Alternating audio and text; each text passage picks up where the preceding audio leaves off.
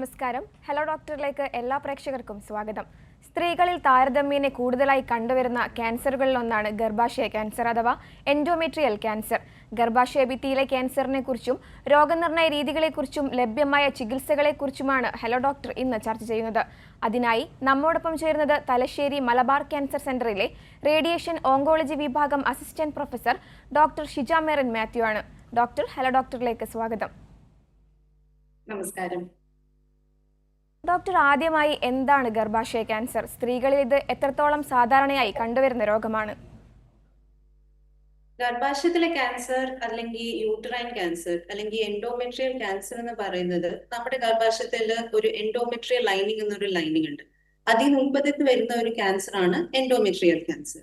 ഇതിപ്പോ നമ്മുടെ സ്ത്രീകളിൽ ഗൈനക്കോളജിക്കൽ മാലിഗ്നൻസീസിൽ പ്രധാന ഒരു ക്യാൻസർ തന്നെയാണ് ഇതിപ്പം. നമ്മളിപ്പം കഴിഞ്ഞ ഒരു നൂറ്റാണ്ടില് കുറവായിരുന്നു, പക്ഷെ ഈ ഒരു നൂറ്റാണ്ടില് കുറേശ്ശെ അധികമായിട്ട് കണ്ടുവരുന്ന ഒരു പ്രധാന ഒരു ക്യാൻസറിൽ ഒന്നാണ് യൂട്രൈൻ ക്യാൻസർ. ഡോക്ടർ, അതുപോലെ തന്നെ ഈ ക്യാൻസർ വരാൻ കൂടുതൽ സാധ്യതയുള്ളവർ ആരൊക്കെയാണ്? ഏതൊക്കെ വിഭാഗത്തിൽ? അതെ, സ്ത്രീകളിൽ നമ്മുടെ അർത്ഥവിവരം, അതായത് പീരിയഡ്സ് നിന്ന് പോയി പോസ്റ്റ് മെനപ്പോസ് കഴിഞ്ഞ സ്ത്രീകളിലാണ് സാധാരണയായിട്ട് യൂട്രൈൻ ക്യാൻസേഴ്സ് കണ്ടുവരുന്നത്. ഒരു 60 വയസ്സ് മുതലാണ് സാധാരണയായിട്ട് കൂടുതലായിട്ട് കാണുന്നത്. അതുപോലെ നമ്മുടെ ഈസ്ട്രോജൻ ഉൽപാദനം കൂടുതൽ ആയ ഒരു അവസ്ഥയില് പിന്നെ പ്രമേഹമുള്ള രോഗികൾക്ക്, പിന്നെ അതുപോലെ ഒബേസിറ്റി, അതായത് കൊഴുപ്പ് കൂടുതലുള്ള സ്ത്രീകളിൽ ഇതിന്റെ ക്യാൻസറിന്റെ ഇൻസിഡൻസ് കുറച്ചും കൂടെ കൂടുതലാണ്. ഡോക്ടർ, ഈ രോഗത്തിന്റെ പ്രധാന ലക്ഷണങ്ങൾ എന്തൊക്കെയാണ്? നേരത്തെ തിരിച്ചറിയേണ്ട മുന്നറിയിപ്പ് ലക്ഷണങ്ങൾ ഇതിൽ ഏതൊക്കെയാണ്? ഏറ്റവും ആദ്യം നമുക്ക് മനസ്സിലാവേണ്ടത് ഇത് പോസ്റ്റ് മെനപ്പോസൽ, അതായത് മെനപ്പോസ് കഴിഞ്ഞിട്ട് പീരിയഡ്സ് നിന്ന് കഴിഞ്ഞ കേസസിൽ സാധാരണ കാണുന്നതുകൊണ്ട് മെനപ്പോസ് കഴിഞ്ഞിട്ടുള്ള ബ്ലീഡിംഗ് ആണ് ഏറ്റവും ആദ്യം കാണുന്ന ലക്ഷണം. അപ്പൊ അത് ഒരു നല്ലൊരു കാര്യമായിട്ടാണ് നമ്മൾ എടുക്കേണ്ടത്. എന്ന് വെച്ചാൽ അങ്ങനെ സാധാരണയായിട്ട് വരാത്തതുകൊണ്ട് നമുക്കിത് ഒരു അലാർമിംഗ് ഇൻസിഡൻസ് അല്ലെങ്കിൽ അലാർമിംഗ് സൈൻ ആയിട്ട് എടുത്തിട്ട് നമുക്കത് നിങ്ങളെ ഏറ്റവും അടുത്തുള്ള ഗൈനക്കോളജിസ്റ്റിനെ കാണണം എന്നുള്ള ഒരു ഇതിലാണ് നമ്മൾ അത് നോക്കേണ്ടത്. അതുപോലെ അടിവയറ് വേദന, അല്ലെങ്കിൽ യോനി ഭാഗത്തു നിന്ന് വെള്ളം പോകുന്നു, അങ്ങനെ, അല്ലെങ്കിൽ വെയിറ്റ് കുറയുന്നു, ഇതാണ് സാധാരണയായിട്ട് ലക്ഷണങ്ങളായിട്ട് കാണുന്നത്. വ്യക്തമാണ് ഡോക്ടർ. രോഗനിർണയത്തിനായി എന്തെല്ലാം പരിശോധനകളാണ് നടത്തി വരുന്നത്? ഇപ്പൊ നമ്മള് പറഞ്ഞ പോലെ ഈ ഒരു ബ്ലീഡിങ് കണ്ടു എന്ന് വെക്കുക. അപ്പൊ നിങ്ങൾ ആദ്യം തന്നെ അത് നോട്ടിഫൈ ചെയ്തിട്ട് അടുത്തുള്ള ഗൈനക്കോളജിസ്റ്റിനെ കാണിക്കുക. നമ്മൾ അങ്ങനെ ഗൈനക്കോളജിസ്റ്റിനെ കാണിക്കുമ്പോൾ ആദ്യം നമ്മൾ എടുക്കുന്നത് ഒരു അൾട്രാസൗണ്ട് സ്കാനിങ് ആയിരിക്കും. സാധാരണ ഈ അൾട്രാസൗണ്ട് സ്കാനിങ്ങില് എൻഡോമെട്രിയം അല്ലെങ്കിൽ യൂട്രസിന്റെ പൊസിഷൻ എന്താണ്, അതിനകത്ത് ഇങ്ങനെ എൻഡോമെട്രിയം തിക്നെസ്, അതായത് ഈ എൻഡോമെട്രിയം ലൈനിങ് എന്ന് പറഞ്ഞ ഒരു സാധനത്തിന്റെ തിക്നെസ് എത്രത്തോളം ഉണ്ട്, അതുപോലെ അതിനകത്ത് വെള്ളം കെട്ടിക്കിടപ്പുണ്ടോ, അതെല്ലാം നമ്മൾ ഈ ഒരു സ്കാനിങ് വെച്ചാണ് മനസ്സിലാക്കുന്നത്. അപ്പൊ അഥവാ അങ്ങനെ എന്തെങ്കിലും ഉണ്ടെങ്കിൽ അത് കഴിഞ്ഞിട്ട് നിങ്ങൾ ഒരു ഓങ്കോളജിക്കൽ ഡോക്ടറായിട്ട് സമീപിക്കും. അങ്ങനെ ആ ഒരു ഓങ്കോളജിക്കൽ ഡോക്ടർ വരുമ്പോൾ നമ്മളൊരു എൻഡോമെട്രിയൽ ബയോപ്സി ആണ് ചെയ്യുന്നത്. ഈ ബയോപ്സിയിൽ നമുക്ക് കണ്ടെത്താൻ പറ്റും ക്യാൻസർ ഉണ്ടോ ഇല്ലയോ. അഥവാ ക്യാൻസർ ഉണ്ടെന്നുണ്ടെങ്കിൽ ആ ഒരു ബയോപ്സിയിൽ തന്നെ നമ്മൾ ചെറിയൊരു മോളിക്യുലർ പ്രൊഫൈലിംഗ് ചെയ്യുന്നതായിരിക്കും. അതുപോലെ നമ്മുടെ സ്റ്റേജ് കണ്ടുപിടിക്കാൻ വേണ്ടി CT സ്കാൻ ചെയ്യാം, അല്ലെങ്കിൽ പെറ്റ് സ്കാനിങ് ചെയ്യുന്നതായിരിക്കും. ഡോക്ടർ, ക്യാൻസറിന് ഏതൊക്കെ ഘട്ടങ്ങളാണുള്ളത്? ഇതിന്റെ ഏത് ഘട്ടത്തിലാണ് ഇത് പ്രധാനമായും റിസ്ക് ഘട്ടത്തിലേക്ക് കിടക്കുന്നത്? അതായത് ഘട്ടങ്ങൾ എന്ന് വെച്ചാൽ സ്റ്റേജ് ആണോ നിങ്ങൾ ഉദ്ദേശിക്കുന്നത്? അതെ ഡോക്ടർ. അപ്പം ക്യാൻസറിൽ 4 സ്റ്റേജ് ആണുള്ളത്. Stage 1 to 4, 2, 3, 4. അപ്പൊ ഈ എല്ലാ സ്റ്റേജിനും ഓരോരോ ട്രീറ്റ്മെന്റ് ഉണ്ട്. സ്റ്റേജ് 1 നമ്മളിപ്പം സ്റ്റേജ് 1 ആയിട്ട് നിങ്ങളെ കണ്ടെത്തിയിട്ടുണ്ടെങ്കിൽ നമ്മൾ സാധാരണ സർജറി ആയിരിക്കും ചെയ്യുന്നത്. സർജറിയിൽ നമ്മൾ പലതരം നൂതന ചികിത്സകൾ വന്നിട്ടുണ്ട്. റോബോട്ടിക് സർജറി ചെയ്യാം, അല്ലെങ്കിൽ താക്കോൽ ദ്വാര സർജറി ചെയ്യാവുന്നതാണ്. സർജറി കഴിഞ്ഞിട്ട് അത് കഴിഞ്ഞിട്ടുള്ള റേഡിയേഷൻ അല്ലെങ്കിൽ കീമോതെറാപ്പിന്റെ ആവശ്യം ഉണ്ടോ ഇല്ലയോ എന്ന് അറിയുന്നത് നമ്മൾ സർജറി കഴിഞ്ഞിട്ടുള്ള റിപ്പോർട്ട് പ്രകാരമായിരിക്കും നമ്മൾ ചെയ്യുന്നത്. അതുപോലെ സ്റ്റേജ് 2 നമ്മൾ സാധാരണ സർജറി കഴിഞ്ഞിട്ട് റേഡിയേഷന്റെ ആവശ്യം കാണുന്നുണ്ട്. സ്റ്റേജ് 3യും സ്റ്റേജ് 4ലുമായിരിക്കും നമ്മൾ കീമോതെറാപ്പിന്റെ ആവശ്യം കാണുന്നത് സർജറിയുടെ ശേഷം. ഡോക്ടർ, ഈ റേഡിയോ തെറാപ്പി എന്താണ്? അതിന്റെ പ്രധാന ഗുണങ്ങൾ എന്തൊക്കെയാണ്? നമ്മൾ റേഡിയോ തെറാപ്പി ക്യാൻസറിന്റെ ഒരു ചികിത്സയാണ്. റേഡിയേഷൻ ഓങ്കോളജി എന്നാണ് ഇതിന്റെ വിഭാഗത്തിന്റെ പേര്. ഇപ്പൊ നമ്മൾ ഈ എക്സ്റേയുടെ കുറച്ചും കൂടി ഒരു ഹയർ എനർജി ഫോമിലാണ് നമ്മൾ റേഡിയേഷൻ. ഒരു വലിയൊരു മെഷീനാണ്. ആ മെഷീൻ ഉൽപ്പാദിക്കുന്നത് ഒരു ഹൈ എനർജി എക്സ്റേസ് ആയിരിക്കും. ഈ ഹൈ എനർജി എക്സ്റേസ് നമ്മുടെ ക്യാൻസർ സെൽസിനെ ടാർഗറ്റ് ആയിട്ട് ചികിത്സിക്കുന്നതാണ് റേഡിയേഷൻ തെറാപ്പി. ഇപ്പൊ ഇതില് രണ്ടു തരം റേഡിയേഷൻ തെറാപ്പിയാണ് നമ്മൾ യൂട്രൈൻ അല്ലെങ്കിൽ എൻഡോമെട്രിയൽ ക്യാൻസേഴ്സിൽ നമ്മൾ കൊടുക്കുന്നത്. ആദ്യത്തെ ടെലിതെറാപ്പിയാണ്, അതായത് എക്സ്റ്റേണൽ ബീം റേഡിയേഷൻ തെറാപ്പി. ഇതിൽ നമ്മളൊരു വലിയൊരു മെഷീനിൽ പേഷ്യന്റിനെ കിടത്തുന്നതായിരിക്കും. പിന്നെ നമുക്ക് ആവശ്യപ്പെട്ട ആ ഒരു സ്ഥലത്തേക്ക് നമ്മൾ ഈ മെഷീൻ ഉപയോഗിച്ച് നമ്മൾ റേഡിയേഷൻ ആ ഭാഗത്ത് കൊടുക്കുന്നതായിരിക്കും. രണ്ടാമത്തെ തരം റേഡിയേഷൻ ആണ് ബ്രാക്കി തെറാപ്പി. ഇതിൽ നമ്മളിപ്പം ഈ എൻഡോമെട്രിയൽ ക്യാൻസറിൽ നമ്മൾ ഉപയോഗിക്കുന്നത് യോനി ഭാഗത്തിൽ കൂടെ നമ്മൾ ചെറിയനായിട്ടുള്ള ഒരു റേഡിയോ ആക്റ്റീവ് സോഴ്സ് ഇട്ടിട്ട് ആ ഒരു ഭാഗത്തിൽ റേഡിയേഷൻ കൊടുക്കുന്നതാണ് ചികിത്സ. ഡോക്ടർ, ഗർഭാശയ ക്യാൻസറിന്റെ സങ്കീർണതകൾ എന്തെല്ലാമാണ്? മനസ്സിലായില്ല. കോംപ്ലിക്കേഷൻസ്. ഇപ്പോ നമ്മളിപ്പോ എൻഡോമെട്രിയൽ ക്യാൻസർ അല്ലെങ്കിൽ യൂട്രൈൻ ക്യാൻസറിന്റെ ട്രീറ്റ്മെന്റ് കോംപ്ലിക്കേഷൻസ് വരുമ്പോൾ സർജിക്കൽ കോംപ്ലിക്കേഷൻസ് വരാം. റേഡിയേഷൻ തെറാപ്പിയിൽ അതിൻ്റെതായിട്ടുള്ള സൈഡ് എഫക്റ്റ് ഉണ്ട്. പിന്നെ കീമോതെറാപ്പിന്റെ സൈഡ് എഫക്ട്സും ഉണ്ട്. ഇപ്പം യൂട്രൈൻ ക്യാൻസർ നമ്മളിപ്പം ഡിസീസിന്റെ കോംപ്ലിക്കേഷൻ വരുമ്പോൾ നമ്മളിപ്പോ അത് നോക്കാതെ അല്ലെങ്കിൽ ചികിത്സ കറക്റ്റ് ടൈമിന് എടുത്തില്ലെങ്കിൽ ചിലപ്പോൾ അതിന്റെ സ്റ്റേജ് പ്രോഗ്രസ് ചെയ്യാനുള്ള സാധ്യതകളുണ്ട്. അതായത് ഒരു സ്റ്റേജിൽ നിന്ന് വേറെ ഒരു സ്റ്റേജ് പോകാനുള്ള ചാൻസസ് ഉണ്ട്, വേറെ അവയവങ്ങൾക്ക് സ്പ്രെഡ് ആവാനുള്ള ചാൻസസ് ഉണ്ട്. അപ്പൊ അങ്ങനെയാണ് നമ്മൾ സാധാരണ ട്രീറ്റ്മെന്റ് എടുക്കാത്ത കോംപ്ലിക്കേഷൻസ്. പിന്നെ ഓരോരോ ട്രീറ്റ്മെന്റ് അതിൻ്റെതായിട്ടുള്ള കോംപ്ലിക്കേഷൻസ് ഉണ്ട്.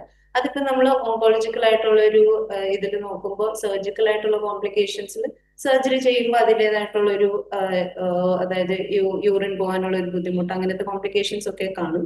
പക്ഷെ റേഡിയേഷന്റെ കോംപ്ലിക്കേഷൻസ് അല്ലെങ്കിൽ റേഡിയേഷന്റെ സൈഡ് എഫക്ട് എന്ന് പറയുന്നത് വളരെ കുറവാണ്. അതായത് റേഡിയേഷൻ എടുക്കുന്ന ആ ഒരു സമയത്ത് മാത്രമാണ് അതിന്റെ ഒരു സൈഡ് എഫക്ട് കാണുന്നത്. ഇപ്പൊ ഞാൻ കുറച്ചുകൂടെ ഡീറ്റെയിൽ ആയിട്ട് പറഞ്ഞാൽ, നമ്മളിപ്പം ആ ഒരു ഓപ്പറേഷൻ ചെയ്ത ഭാഗത്തില് ഗർഭപാത്രത്തിന്റെ ആ സൈഡിലായിരിക്കും നമ്മൾ റേഡിയേഷൻ കൊടുക്കുന്നത്. അപ്പൊ അടിവയറിലോട്ട് റേഡിയേഷൻ കൊടുക്കുമ്പോൾ സ്വാഭാവികമായിട്ട് ചെറിയനുള്ള റേഡിയേഷൻ നമ്മുടെ മൂത്രസഞ്ചിയിലും മലദ്വാരത്തിലും ഒക്കെ പോകുന്നതാണ്. അപ്പൊ അതുകൊണ്ട് റേഡിയേഷൻ എടുക്കുന്ന സമയത്ത് ചില പേഷ്യൻസിന് മൂത്രമൊഴിക്കുമ്പോൾ ചെറുതായിട്ട് കടച്ചിൽ കാണും, മൂത്രമൊഴിക്കുമ്പോൾ പുകച്ചിൽ കാണും, അതുപോലെ മലദ്വാരത്തിൽ നിന്ന് ലൂസ് മോഷൻ വരാനുള്ള സാധ്യതകളുണ്ട്, അടിവയറ് വേദന. ഇതൊക്കെ റേഡിയേഷൻ കൊടുക്കുന്ന സമയത്തുള്ള ഒരു സൈഡ് എഫക്ട്സ് ആണ്. റേഡിയേഷൻ കഴിഞ്ഞിട്ട് കുറച്ച് ക്രോണിക് ആയിട്ടുള്ളതില് ഈ യോനി ഭാഗത്ത് നിന്നുള്ള ഒരു ബുദ്ധിമുട്ടെന്നാണ് നമ്മൾ സൈഡ് എഫക്റ്റ് ആയിട്ട് നോക്കും. പിന്നെ കീമോതെറാപ്പിയിൽ നമ്മൾ കൊടുക്കുമ്പോൾ ക്ഷീണം പോലെയൊക്കെ തോന്നുന്നുണ്ട്. വ്യക്തമാണ് ഡോക്ടർ. നമ്മോടൊപ്പം ഒരു പ്രേക്ഷക ചേരുന്നുണ്ട്, ഡോക്ടറോട് ചോദിച്ചോളൂ. Hello doctor. ഹലോ. ഡോക്ടർ, എനിക്ക് 52 വയസ്സുണ്ട്. എനിക്ക് പിന്നെ മെൻസസ് ഒക്കെ നിന്നതാ. പക്ഷെ ഇപ്പൊ നിന്നതിന് ശേഷം ഭയങ്കരമായിട്ട് ശരീരം വിയർക്കുകയും അതുപോലെ തന്നെ ആ വിയർപ്പ് വരുന്ന സമയത്ത് ഭയങ്കര ദാഹം തോന്നും, ഉടനെ യൂറിൻ പാസ് ചെയ്യണമെന്ന് തോന്നും. അത് വല്ലാത്തൊരു ബുദ്ധിമുട്ട് അനുഭവപ്പെടുന്നുണ്ട്. അത് എന്തുകൊണ്ടാണെന്ന് അറിഞ്ഞാൽ കൊള്ളായിരുന്നു. തീർച്ചയായും ഇതിപ്പം 52 വയസ്സിൽ നമുക്ക് ഈ പീരിയഡ്സ് ഒക്കെ നിന്ന് കഴിഞ്ഞിട്ട് സാധാരണയായിട്ട് കാണുന്ന 52 വയസ്സാണ്. 52 വയസ്സ് 52 വയസ്സിൽ പീരിയഡ്സ് നിന്ന് കഴിഞ്ഞിട്ട് സാധാരണയായിട്ട് കാണുന്ന ഒരു ലക്ഷണങ്ങളാണിത്. ഇത് നമ്മൾ ഈ ഹോർമോണിന്റെ ഒരു ബാലൻസ് കുറയുമ്പോൾ കാണുന്ന ഹോട്ട് ഫ്ലഷസിനെയാണ് ഇതിനെ നമ്മൾ പറയുന്നത്. അപ്പൊ ഇത് സാധാരണ നമ്മുടെ ബോഡിയിലെ ലെവലിൽ ഈസ്ട്രോജനും പ്രൊജസ്ട്രോണും ഒക്കെ കുറയുമ്പോൾ അതിൻ്റെതായിട്ടുള്ളൊരു സൈഡ് എഫക്റ്റ് അല്ല, അതിൻ്റെതായിട്ടുള്ള ഒരു ഇംബാലൻസ് കാരണം നമ്മുടെ വാസ്കുലാരിറ്റി, അതായത് ബ്ലഡ് വെസൽസിലുള്ള ഒരു ടെമ്പറേച്ചർ കൂടുമ്പോഴാണ് ഈ ഹോട്ട് ഫ്ലാഷസ് വരുന്നത്. അതുകൊണ്ടാണ് നിങ്ങൾക്ക് അസാധാരണമായിട്ട് സ്വെറ്റിങ്ങും ഭയങ്കരമായിട്ട് ചൂടെടുക്കുന്നതും ഒക്കെ അത് കോമൺ ആണ്. അപ്പൊ പേടിക്കേണ്ട ആവശ്യമില്ല. ഇതെനിക്ക് ഒരു 3-4 വർഷമായിട്ട് കണ്ടിന്യൂസ് ഉണ്ട്. അത് അങ്ങനെ നീണ്ടു നിൽക്കുമോ? ചില സാഹചര്യങ്ങൾ അങ്ങനെ നീണ്ടു നിൽക്കാവുന്നതാണ്. അഥവാ അത് ഭയങ്കരമായിട്ട് നിങ്ങൾക്ക് അതായത് നിങ്ങളുടെ ഡെയിലി ആക്ടിവിറ്റീസിന് അത് ബാധകം ചെയ്യുന്നുണ്ടെങ്കിൽ നമുക്ക് നിങ്ങൾക്ക് ഒരു ഗൈനക്കോളജിസ്റ്റിനെ കാണിക്കാവുന്നതാണ്. പ്രേക്ഷകർക്ക് വ്യക്തമായെന്ന് കരുതുന്നു. ഡോക്ടർ സൂചിപ്പിച്ച പോലെ ഈ ക്യാൻസർ ശരീരത്തിലെ മറ്റു അവയവങ്ങളിലേക്ക് പടരാനുള്ള സാധ്യതകൾ എത്രത്തോളമാണ്? ഇത് സ്റ്റേജ് വെച്ചാണ് നമുക്ക് പറയാൻ പറ്റുന്നത്. സ്റ്റേജ് 1 തൊട്ട് 2 വരെ നമ്മളിപ്പം കുറച്ച് കുറവായിട്ടാണ് പറയാൻ പറ്റുന്നത്. ഒരു 10-20% ചാൻസ് ആണ് ഉള്ളത്. പക്ഷെ സ്റ്റേജ് 3 തൊട്ട് ആ ഒരു റേറ്റ് കുറച്ചും കൂടെ കൂടുതലാണ്. സ്റ്റേജ് 3 തൊട്ട് ഒരു 30-40% ചാൻസ് പോലും നമുക്ക് ട്രീറ്റ്മെന്റ് ഒന്നും എടുത്തില്ലെങ്കിൽ അത് അപ്ഗ്രേഡ് ചെയ്യാനുള്ള ചാൻസ് വളരെ കൂടുതലാണ്. ഡോക്ടർ, ഈ ബാഹ്യമായിട്ടുള്ള റേഡിയേഷനും ആന്തരിക റേഡിയേഷനും തമ്മിലുള്ള വ്യത്യാസം എന്തെല്ലാമാണ്? എക്സ്റ്റേണൽ ബീം റേഡിയേഷൻ തെറാപ്പി ഞാൻ പറഞ്ഞ പോലെ നമ്മളൊരു മെഷീനിൽ കിടത്തുന്നതായിരിക്കും. അപ്പൊ ഈ ഒരു എക്സ്റ്റേണൽ ബീം റേഡിയേഷൻ തെറാപ്പി എടുക്കുന്നതിന് മുന്നേ പേഷ്യൻസ് സാധാരണ ഒരു CT സ്കാൻ എടുക്കുന്നതായിരിക്കും. ആ CT സ്കാൻ ആക്ച്വലി ഒരു അടയാളപ്പെടുത്താൻ ഒരു സ്കാനിങ് ആണ്. ഈ ഒരു അടയാളപ്പെടുത്തുന്ന സ്കാനിങ്ങിൽ നമ്മൾ അടയാളപ്പെടുത്തിയിട്ട് സ്റ്റിക്കറും ടാറ്റും ഒക്കെ ഇടുന്നതായിരിക്കും. ഈ ഒരു സ്കാനിലായിരിക്കും നമ്മൾ പ്ലാൻ ചെയ്യുന്നത്. അതായത് നമ്മുടെ ഒരു സോഫ്റ്റ്വെയർ ഉണ്ട്. ആ സോഫ്റ്റ്വെയറിൽ എവിടോട്ട് എങ്ങോട്ട് എത്രത്തോളം റേഡിയേഷൻ പോകണം എന്നുള്ള ഒരു പ്ലാനിങ് ആണ് നമ്മൾ അത് ചെയ്യുന്നത്. അത് കഴിഞ്ഞിട്ടാണ് പേഷ്യന്റിനെ നമ്മൾ ആ മെഷീനിലോട്ട് കയറ്റുന്നത്. ഈ ഒരു മെഷീൻ എക്സ്റേ ഉൽപ്പാദിച്ച് നമ്മൾ പറയുന്ന രീതിയിലായിരിക്കും റേഡിയേഷൻ കൊടുക്കുന്നത്. പക്ഷെ ബ്രാക്കി തെറാപ്പി എന്ന് പറയുന്ന രീതിയിൽ ഈ ഒരു ബ്രാക്കി തെറാപ്പിയിൽ നമ്മളിപ്പം ഈ ഒരു CT സ്കാനിന്റെ ഇതിന് മുന്നത്തെ ഒരു CT സ്കാനിന്റെ ആവശ്യം കാണുന്നില്ല. എന്നാലും ബ്രാക്കി തെറാപ്പിയിൽ നമ്മൾ സോഴ്സസ് ആണ്, അതായത് റേഡിയോ ആക്റ്റീവ് നീഡിൽസ് നമ്മൾ അകത്തോട്ട് യോനി ഭാഗത്തിൽ കയറ്റിയിട്ട് നമ്മൾ ആ വഴി റേഡിയേഷൻ കൊടുക്കുന്നതായിരിക്കും. ഇപ്പൊ എക്സ്റ്റേണൽ ബീം റേഡിയേഷൻ തെറാപ്പി എന്ന് പറയുന്നത് ഒരാഴ്ചയിൽ 5 റേഡിയേഷൻ നമ്മൾ തുടർച്ചയായിട്ട് എടുക്കേണ്ടി വരും. അതുപോലെ മൊത്തത്തിൽ ഒരു 5 റേഡിയേഷൻ തൊട്ട് ഇപ്പൊ നമ്മള് യൂട്രൈൻ ക്യാൻസറിലാണെങ്കിൽ എക്സ്റ്റേണൽ ബീം റേഡിയേഷൻ തെറാപ്പി കൊടുക്കുന്നുണ്ടെങ്കിൽ ഒരു 25 അല്ലെങ്കിൽ 20 റേഡിയേഷൻ ആയിരിക്കും നമ്മൾ കൊടുക്കുന്നത്. അപ്പൊ ഈ 25 റേഡിയേഷൻ എന്ന് പറയുന്ന ഒരു 5 ആഴ്ചയുടെ ട്രീറ്റ്മെന്റ് ആയിരിക്കും. പേഷ്യന്റ് വന്നിട്ട് റേഡിയേഷൻ എടുത്തിട്ട് പോകാവുന്നതാണ്. എല്ലാ ദിവസവും ഒരു 20 മിനിറ്റിന്റെ റേഡിയേഷൻ സെഷൻ ആയിരിക്കും. പക്ഷെ ബ്രാക്കി തെറാപ്പിയിൽ അങ്ങനെയല്ല. ബ്രാക്കി തെറാപ്പിയിൽ നമ്മളിപ്പം ഒരു സിറ്റിംഗിൽ തന്നെ പേഷ്യന്റ് ട്രീറ്റ്മെന്റ് കൊടുത്തിട്ട് പിന്നെ പേഷ്യന്റ് പോയിട്ട് അടുത്ത ആഴ്ച വരാം, അടുത്ത സിറ്റിംഗ് ഉണ്ടെങ്കിൽ, അല്ലെങ്കിൽ ഒരു 2-3 സിറ്റിംഗിൽ തീർക്കാവുന്നതാണ് ഈ റേഡിയേഷൻ. ഡോക്ടർ, ഈ അസുഖം എത്രത്തോളം ചികിത്സിച്ച് ഭേദമാക്കാൻ സാധിക്കും? യൂട്രൈൻ ക്യാൻസർ ഒരു നമ്മുടെ സ്ത്രീകളിലെ ഏറ്റവും ഒരു പ്രധാന ഒരു ഗൈനക്കോളജിക് ക്യാൻസർ ആണ്. ഇപ്പൊ നമ്മൾ ഞാൻ നേരത്തെ പറഞ്ഞ പോലെ ഈ പോസ്റ്റ് മെനോപോസൽ ബ്ലീഡിങ് അതിപ്പം നമ്മൾ സാധാരണയായിട്ട് കാണുന്നതല്ല. അപ്പൊ അതുകൊണ്ട് ആ ഒരു പെട്ടെന്ന് വരുന്ന ആ ഒരു സിംറ്റം വരുന്നതുകൊണ്ട് ഓൾമോസ്റ്റ് ഒരു 60-70% നമുക്ക് ഫുൾ ക്യൂർ ലഭിക്കുന്നതാണ്.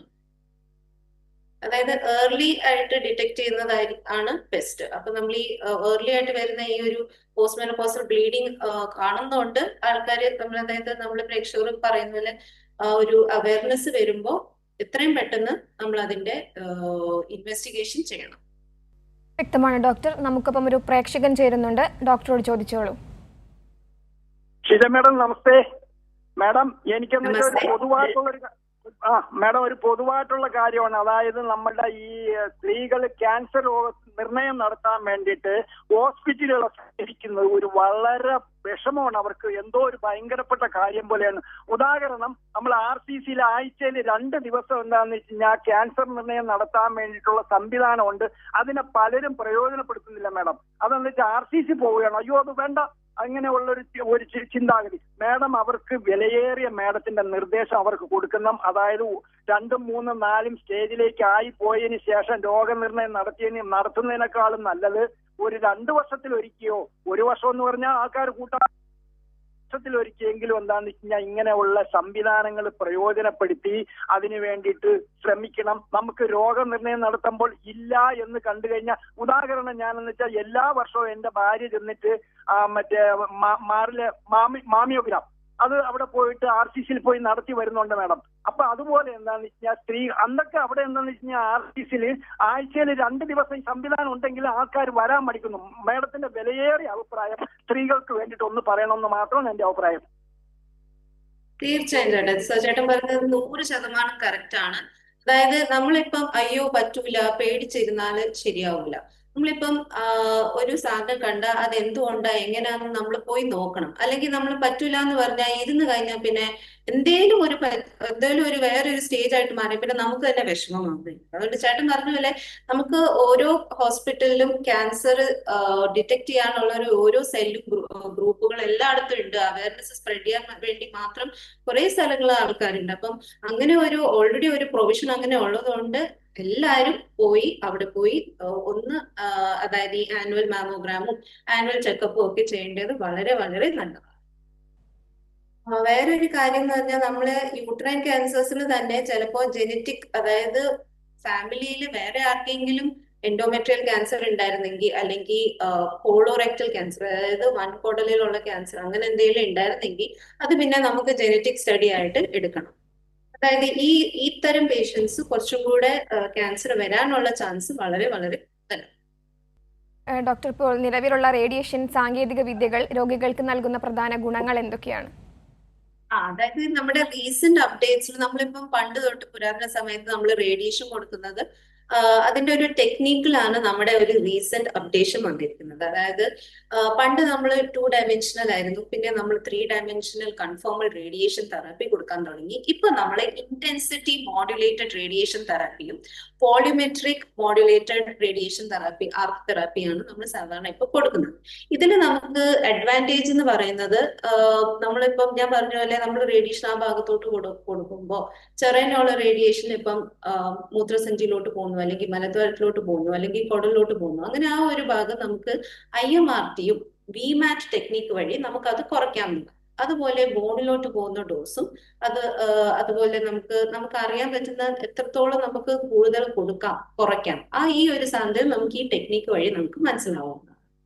ഡോക്ടർ, റേഡിയോ തെറാപ്പി വേദനാജനകമാണോ? ഒരു ചികിത്സാ സെഷൻ സാധാരണ എത്ര സമയം നീണ്ടു നിൽക്കും? ഒട്ടുമില്ല, വേദന ആർക്കും സഹിക്കാം. അതായത് റേഡിയേഷനിൽ നമ്മൾ ഒരു ഇഞ്ചക്ഷൻ പോലും കൊടുക്കാറില്ല. ഒരു വേദന ഒട്ടും വേദന തീർച്ചയായിട്ടും കാണുമല്ലോ.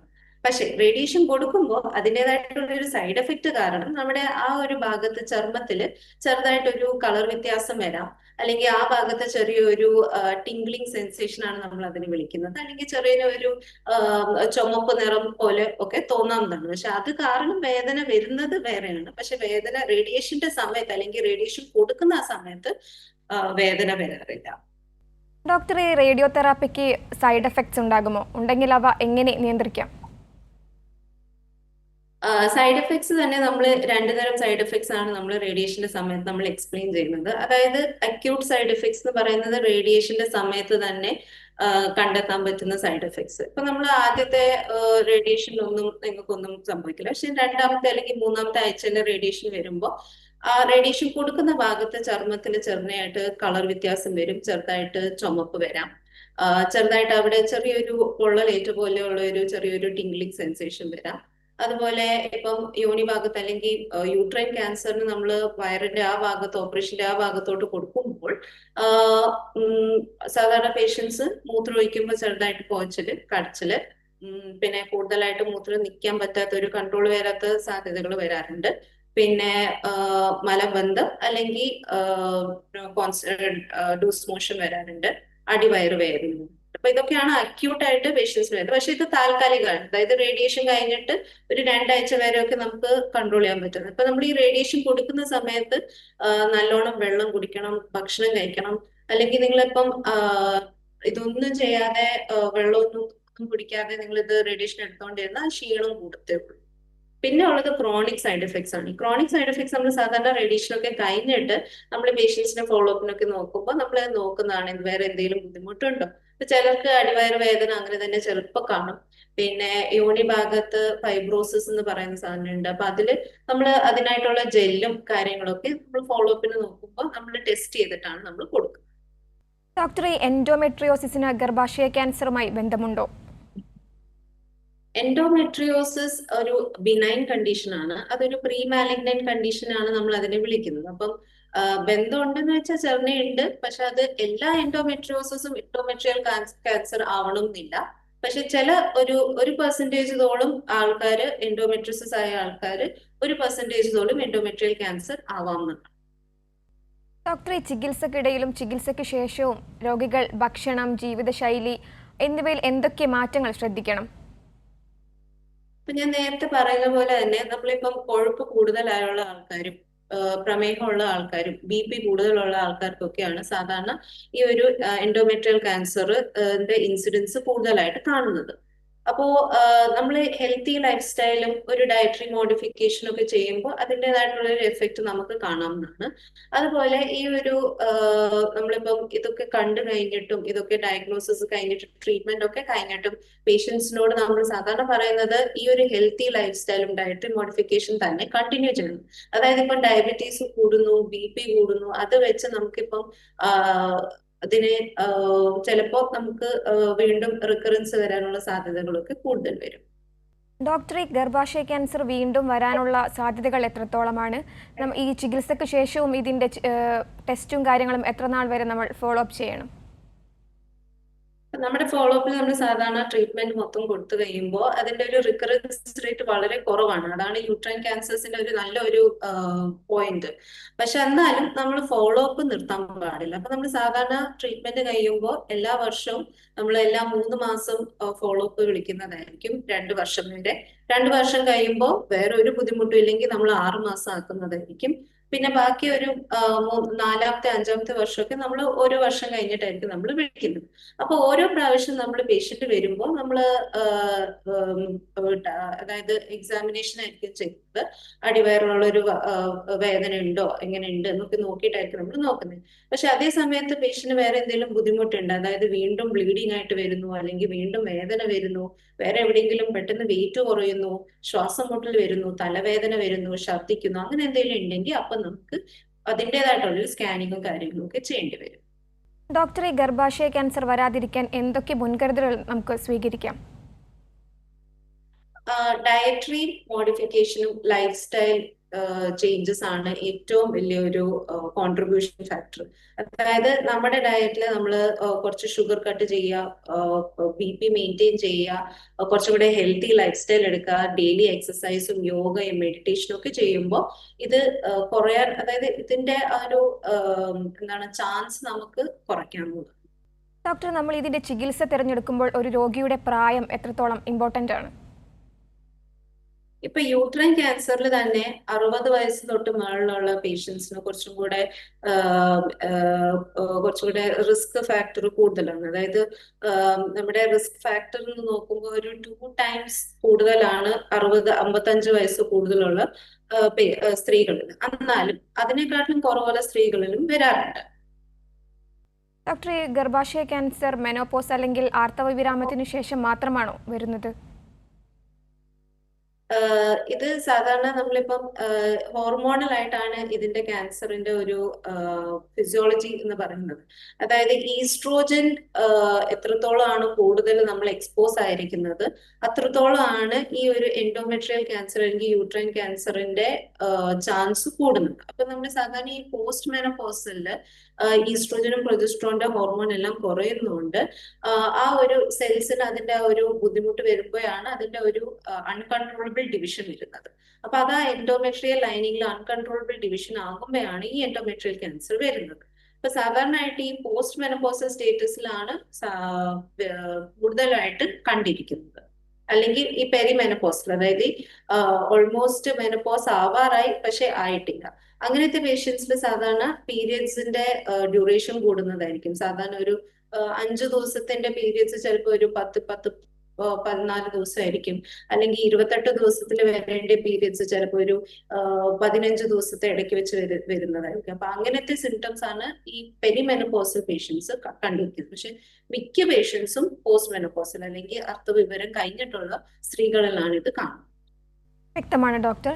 സ്ത്രീകൾ എപ്പോഴൊക്കെയാണ് ഇത്തരത്തിൽ പരിശോധനകൾ നടത്തേണ്ടത് ഇതുമായി ബന്ധപ്പെട്ട്? വീണ്ടും വീണ്ടും പറയുന്നു, നിങ്ങൾ പീരിയഡ്സ് കഴിഞ്ഞിട്ട് എന്ത് തരം ബ്ലീഡിങ്ങിന്റെ പീരിയഡ്സിന്റെ എന്ത് തരം അബ്നോർമാലിറ്റി കണ്ടാലും നിങ്ങൾ ആദ്യം ഗൈനക്കോളജി ഡോക്ടറിനെ കണ്ടേ പറ്റൂ. അതാണ് കീ പോയിന്റ്. അപ്പൊ അത് എത്രത്തോളം, അതായത് ഇപ്പൊ നമ്മള് ബ്ലീഡിങ് ആയി അതുകൊണ്ട് നമ്മളൊന്നും ചെയ്യേണ്ടെന്ന് വെച്ചാല് അപ്പൊ ചിലപ്പോൾ നമ്മളത് മിസ്സായി പോകും. ഇപ്പൊ നമ്മള് പീരിയഡ്സ് കഴിഞ്ഞിട്ടുള്ള ഏത് തരം ബ്ലീഡിങ്ങും അബ്നോർമൽ ആണ്. അപ്പൊ അത് ക്യാൻസർ ആണോ അല്ലയോ എന്ന് നമുക്ക് പിന്നെ നോക്കാൻ പറ്റും. പക്ഷെ പീരിയഡ്സ് കഴിഞ്ഞിട്ടുള്ള ബ്ലീഡിംഗ് ഉണ്ടോ അത് അബ്നോർമൽ ആണ്. അപ്പൊ അത് കാണുന്നുണ്ടെങ്കിൽ അപ്പൊ തന്നെ ഗൈനക്കോളജിസ്റ്റിനെ കാണിച്ചു. വ്യക്തമാണ് ഡോക്ടർ. ഗർഭാശയ ക്യാൻസർ അഥവാ എൻഡോമെട്രിയൽ ക്യാൻസറിനെ കുറിച്ചും രോഗനിർണയ രീതികളെക്കുറിച്ചും ലഭ്യമായ ചികിത്സകളെക്കുറിച്ചുമാണ് ഹലോ ഡോക്ടർ ഇന്ന് ചർച്ച ചെയ്തത്. അതിനായി നമുക്കൊപ്പം ചേർന്നത് തലശ്ശേരി മലബാർ ക്യാൻസർ സെന്ററിലെ റേഡിയേഷൻ ഓങ്കോളജി വിഭാഗം assistant professor doctor Shija Merin Mathew ആണ്. ഡോക്ടർ നന്ദി. Thank you. ഹലോ ഡോക്ടറിന്റെ ഇന്നത്തെ സമയം പൂർണ്ണമാകുന്നു. നന്ദി.